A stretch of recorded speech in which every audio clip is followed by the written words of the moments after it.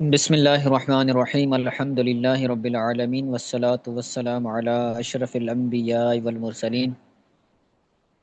تفسیر جلالین کے اندر ہم سورہ فاتحہ سورہ بقرہ پڑھ رہے تھے، اور ہم نے گزشتہ درس کے اندر ایک آیت کا شان نزول پڑھا تھا کہ کافروں نے اللہ تعالیٰ کے مثال دینے پر اعتراض فرمایا، تو اللہ تعالیٰ نے اس آیت کو نازل فرمایا، ان اللہ لا یستحیی ان یضرب مثلا ما بعودۃ فما فوقها۔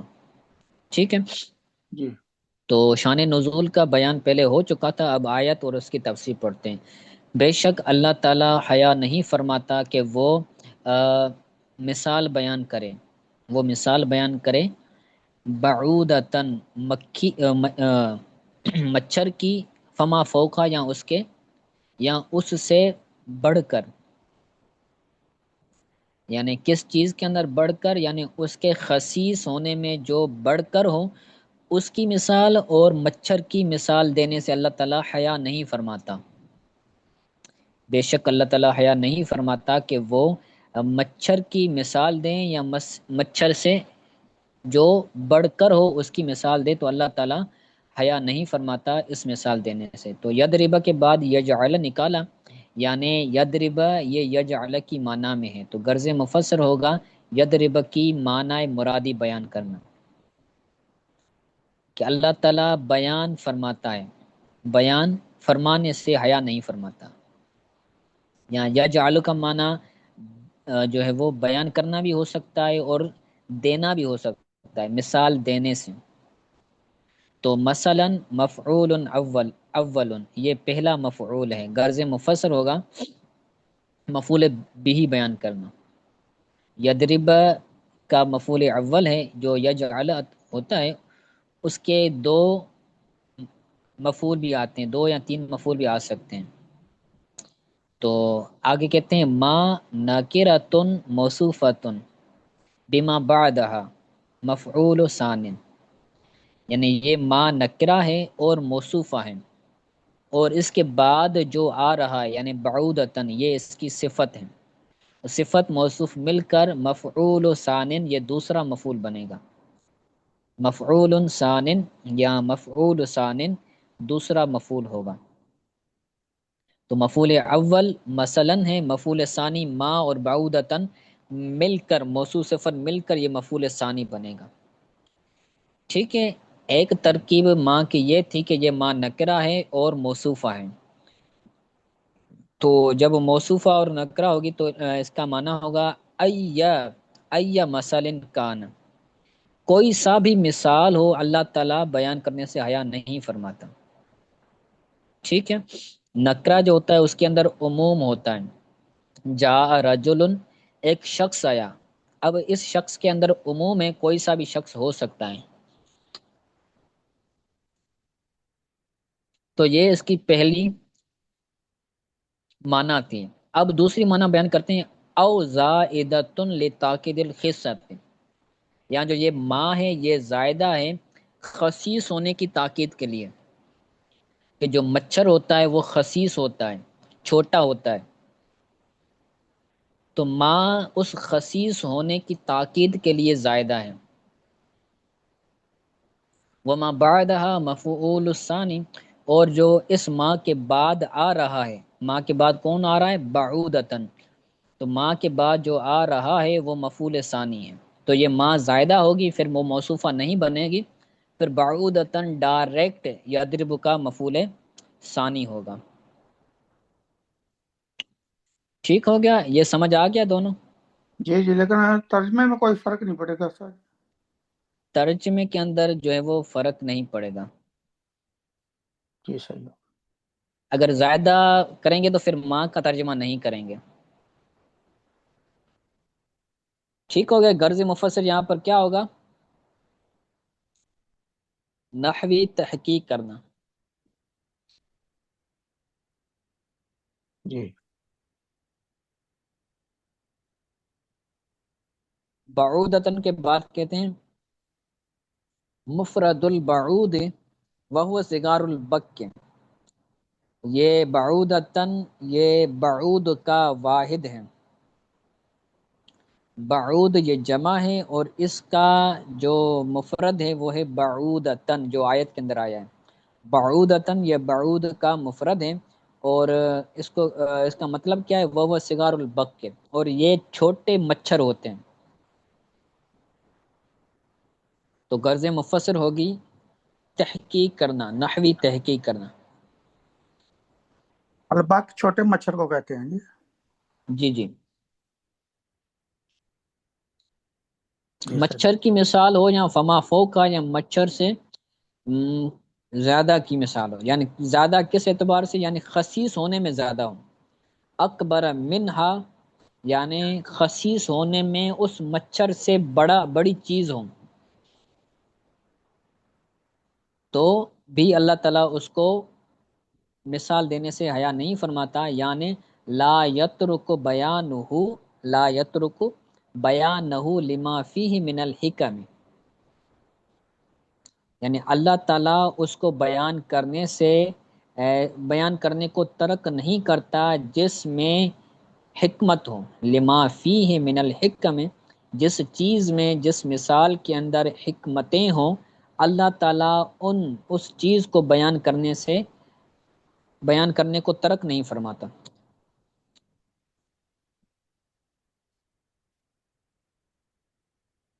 یہ جو حکم ہے نا، یہ جمع ہے، اور اس کا واحد آتا ہے حکمتن۔ جی ٹھیک ہے، تو یہ ہو گئے لا یترک بیان، یہ ہو جائے گا آیت کی وضاحت کرنا۔ آگے کہتے ہیں فَأَمَّا الَّذِينَ آمَنُوا فَيَعْلَمُونَ أَنَّهُ الْحَقُّ مِنْ رَبِّهِمْ وَأَمَّا الَّذِينَ كَفَرُوا فَيَقُولُونَ مَاذَا أَرَادَ اللَّهُ بِهَذَا مَثَلًا۔ بہرحال وہ لوگ جو ایمان لے آئے تو وہ جانتے ہیں، یا وہ جان لیں گے کہ یہ حق ہے۔ فَيَعْلَمُونَ وہ جانتے ہیں کہ یہ مثال حق ہے ان کے رب کی طرف سے، من ربہم ان کے رب کی طرف سے۔ اور بہرحال وہ لوگ جنہوں نے کفر کیا تو وہ کہیں گے اللہ تعالیٰ نے اس مثال کے ساتھ کیا ارادہ کیا ہے؟ اللہ تعالیٰ نے اس مثال کے ساتھ کیا ارادہ کیا ہے؟ وہ یعنی اعتراض کریں گے۔ مومن جو ہوتا ہے وہ آمنا و صدقنا کہتا ہے، اور جو منافق ہوتا ہے، جو کافر ہوتا ہے، وہ ہر چیز میں اعتراض کرتا رہتا ہے۔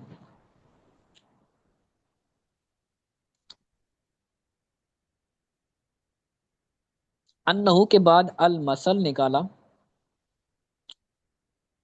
یعنی یہاں پر غرض مفسر ہوگا یعنی ہو ضمیر کا مرجع بیان کرنا۔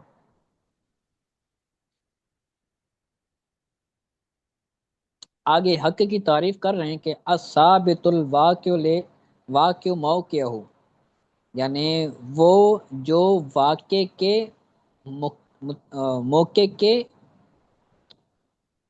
جو ثابت ہو، واقع ہو اپنے موقع پر، یعنی جو چیز حقیقت ہے، واقع کے مطابق ہے، اس کو حق کہتے ہیں۔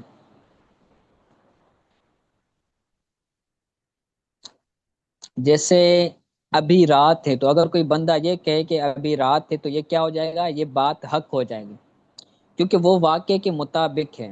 الثابت ثابت شدہ ہے، واقع کے مطابق ہے، ان کے رب کی طرف سے۔ ٹھیک ہے، تو یہاں پر غرض مفسر ہوگا حق کی وضاحت کرنا۔ آگے کہتے ہیں تمییز، یہ تمیز ہے۔ مثلا جو تھا نا، بہذا مثلا، اللہ تعالیٰ اس مثال کے ساتھ کیا ارادہ فرماتا ہے؟ یعنی مثلا یہ تمییز ہوگی، یعنی بہذا المثل، یعنی اس مثال سے کیا مراد؟ تو وما استفام و انکار، جو آیا تھا نا ما ذا اراد اللہ، ما ذا جی کے اندر جو ما تھی، تو یہ ما استفام انکاری ہے اور مبتدا ہے۔ استفہام انکاری وہ ہوتا ہے کہ جس کا جواب انکار کے اندر ہو،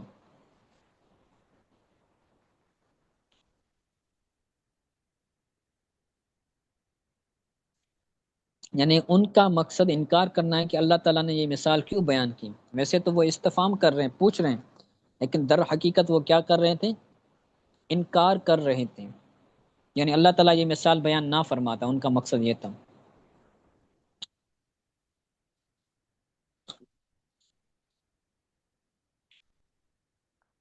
یہ مثلا تبھی جو یہ بہذا مثلا یہ اس کی یہ تمیز ہے یا جی پیچھے جو گزر جی، گئی ہے؟ پیچھے جو گزر رہی ہے آیت کے اندر، بہذا مثلا، یعنی بہذا المثل، جی جی جی، اراد اللہ بہذا المثل، جی صحیح۔ ٹھیک ہو گیا، ٹھیک ہے۔ تو ما یہ استفہام انکاری اور مبتدا ہے، اور ذا بمان الذی بصلتی خبرو، ما ذا تھا نا، تو ما یہ استفہام انکاری بنے گا اور یہ مبتدا بنے گا ما، اور جو بمان ذا ہے، ما ذا کے اندر جو ذا ہے وہ الذی کی معنی میں ہو، اور الذی اپنے صلے سے مل کر اس ما مبتدا کے کیا بنے گا؟ خبر خبر بنے گا۔ تو الذی جو ہے وہ ماذا اراد اللہ بہذا مسئلہ، تو اراد اللہ بہذا مسئلہ یہ صلہ موصول مل کر ما مبتدا کی خبر بنے گا، ٹھیک ہے۔ غرض مفسر ہوگا نحوی تحقیق بیان کرنا یا ترکیب بیان کرنا۔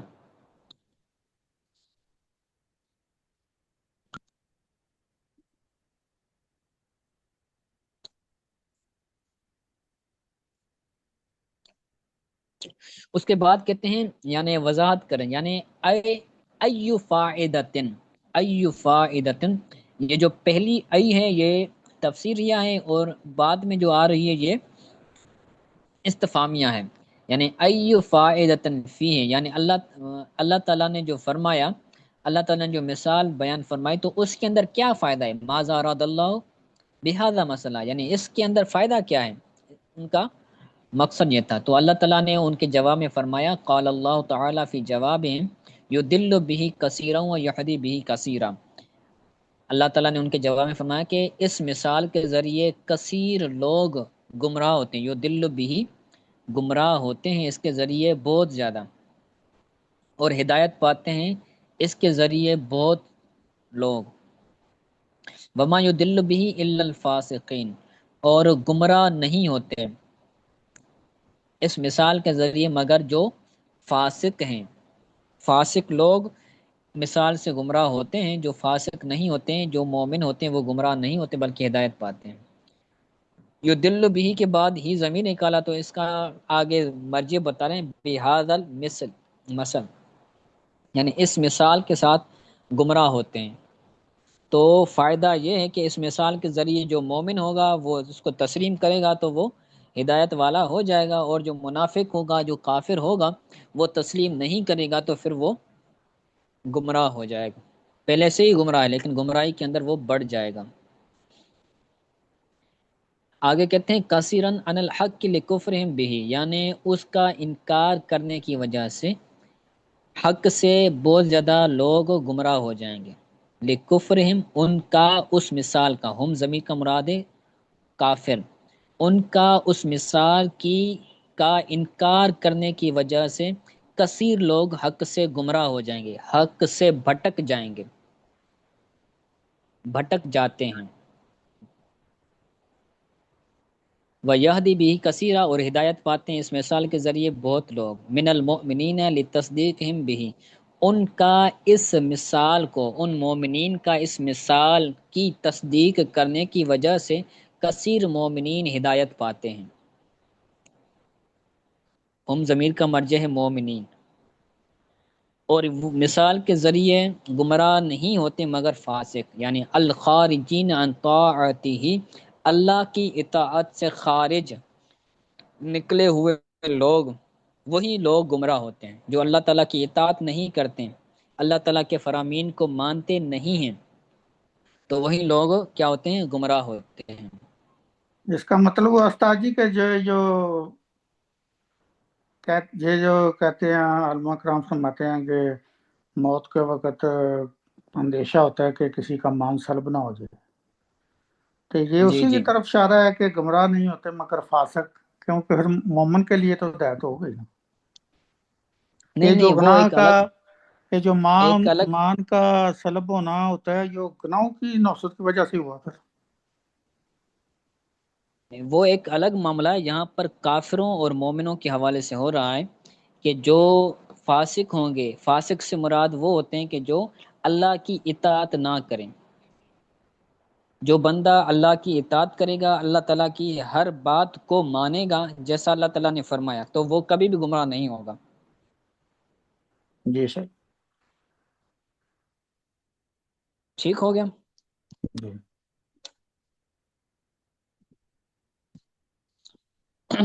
اس کے بعد کہتے ہیں وَيَقْطَعُونَ مَا أَمَرَ اللَّهُ، نہیں بلکہ الَّذِينَ يَنْقُضُونَ عَهْدَ اللَّهِ مِن بَعْدِهِ،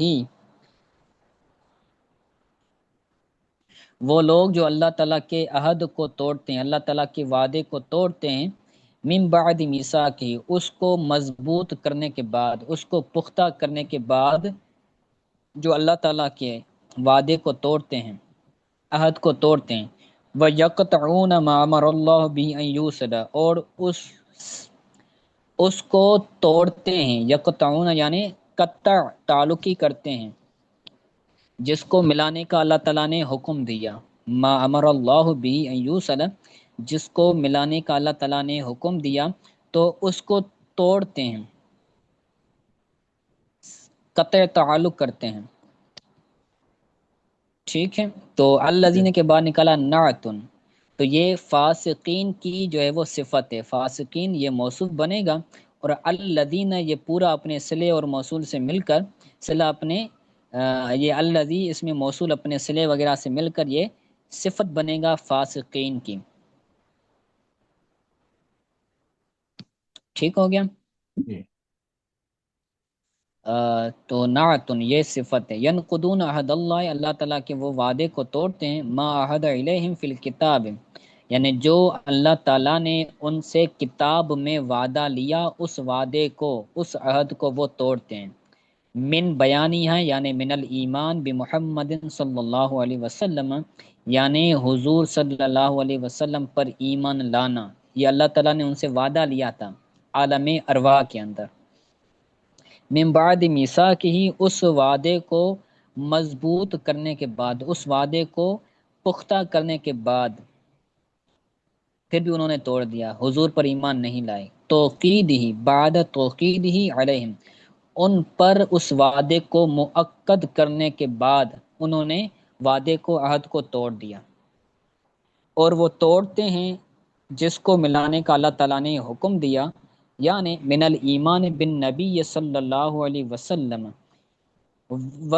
والرحم والرحم، یعنی نبی کریم صلی اللہ علیہ وسلم پر ایمان لانا اور صلہ رحمی کرنا، وغیرہ ذالک، اور اس کے علاوہ، ٹھیک ہے، یعنی اللہ تعالیٰ نے ان کو یہ حکم دیا کہ حضور پر ایمان لے آؤ، صلہ رحمی کرو، اس کے علاوہ اور بھی حکم دیا، لیکن وہ کیا کرتے ہیں، قطع تعلقی کرتے ہیں، صلہ رحمی نہیں کرتے ہیں۔ تو آگے کہتے ہیں وَأَن بَدَلٌ مِّن ضَمِيرِهِ بِهِ امر اللہ بِهِ ان یوصل، تو بِهِ کے اندر جو ہی ضمیر ہے، اور ان یوصل یہ ان جو ہے وہ یہ بِهِ کی ضمیر سے بدل بن رہا ہے، ان بدل من ضمیری، یعنی اللہ تعالیٰ نے کس کا حکم دیا ہے، اللہ تعالیٰ نے اس بات کا حکم دیا ہے کہ ملایا جائے، صلہ رحمی کی جائے، قطع تعلق نہ کی جائے۔ ٹھیک ہے، تو غرض مفسر یہاں ہوگا آیت کی وضاحت کرنا، ان بدل من ضمیری، اس کے اندر جو ہوگا وہ ہوگا نحوی تحقیق بیان کرنا۔ تو یہ آپ لکھ لیا کریں، اگر آپ کو نہ آئے سمجھ تو کچھ آیتوں کا آپ غرض مفسر لکھ لیا کرو، پھر جب تکرار کریں گے تو آپ کو یہ چیز یاد آ جائے گی۔ وَيُفْسِدُونَ فِي الْأَرْضِ، اور وہ زمین کے اندر فساد کرتے ہیں، اولئک هم الخاسرون، یہی لوگ خسارے والے ہیں۔ یفسدون فی الارض، وہ زمین میں فساد کرتے ہیں، کیسے کرتے ہیں، بالمعاصی والتعویق عن الایمان، نافرمانیاں کر کے، نافرمانیاں کر کے، اور تعویق عن الایمان، ایمان سے منہ پھیر کر، تعویق کا ہوتا ہے منہ پھیرنا، ایمان سے منہ پھیر کر اور نافرمانیاں کر کر، قطع و تعلقی کر کر وہ زمین کے اندر فساد کرتے ہیں۔ جو بندہ رشتہ داروں سے قطع تعلق ہی کرتا ہے، بات نہیں کرتا، تو وہ کیا کر رہا ہوتا ہے؟ فساد کر رہا ہوتا ہے۔ تھوڑی تھوڑی باتوں پر لوگوں سے رشتہ ختم کر لینا، ان سے کھانا پینا ختم کر لینا، یہ گویا کہ فساد کرنا ہے۔ اولئک هم الخاسرون، یہی لوگ خسارے والے ہیں۔ الموصوفون بما ذکر، یعنی جو ذکر کیا گیا، جو اللہ تعالیٰ کی اطاعت نہیں کرتے، اللہ تعالیٰ کے وعدے کو تو توڑتے ہیں، جس کو ملانے کا اللہ تعالیٰ نے حکم دیا اس کے ساتھ قطع تعلق ہی کرتے ہیں، زمین کے اندر فساد کرتے ہیں، تو یہی لوگ خسارے والے ہیں۔ بالمعاصی والتعویق عن الایمان، اس کا غرض مفسر ہوگا فساد کی وضاحت کرنا۔ اولئک کے بعد الموصوفون بما ذکر، اس کے اندر غرض مفسر ہوگا اولئک کا مشار الیہ بیان کرنا۔ ہم الخاسرون، یہی لوگ خسارے والے ہیں، یعنی لمصیرہم الی النار المعبدۃ علیہم، ان کی طرف ہمیشہ والی، ان کا ہمیشہ والی آگ کی طرف پہنچنے کی وجہ سے، یعنی جب انہوں نے اللہ تعالیٰ کی نافرمانی کی، کفر کیا، تو اللہ تعالیٰ ان کو ہمیشہ والی آگ کی طرف پہنچا دے گا، تو اس کی طرف پہنچنے کی وجہ سے وہ خسارے والے ہیں۔ جہنم میں جائے گا تو بندہ خسارہ ہی ہوگا، فائدہ تو نہیں ہوگا۔ ٹھیک ہے، تو آج کے لیے اتنا سبق کافی ہے۔ آج کے سبق کے حوالے سے اگر کوئی بات سمجھ نہیں آئی تو پوچھ لیں۔ کیا حریصہ جی کیا ہے المعبدات؟ الی النار المعبدۃ، اس میں مفعول کا صیغہ ہے، یعنی ہمیشہ والی، ابدن سے ہے۔ جی جی، اچھا ہمیشہ استاد جی یہ فرمائیں کہ ہم اس کے لکھنے کا کیسے لکھیں، کیسے ہم کیا طریقہ کار ہے اس کا لکھنے کا؟ ایک کیوں تو ہم نے یہ آپ کھلی ہوتی ہے بوکا اس پر آئی پیڈ پر؟ اس کے الفاظ معنی لکھا کریں، جو الفاظ آ رہے ہیں درمیان کے اندر، پوری اس تھلے کی آپ پہلے پوری آیت ایک طرف لکھ لی اور اس کے بعد نہیں نہیں نہیں نہیں نہیں، ہر آیت کی ترجمہ، ہر آیت کا ترجمہ نہ لکھیں، بلکہ جو لفظ آ رہا ہے اس لفظ کے اوپر آپ پینسل سے یا پین سے اس لفظ کی معنی لکھ لیں۔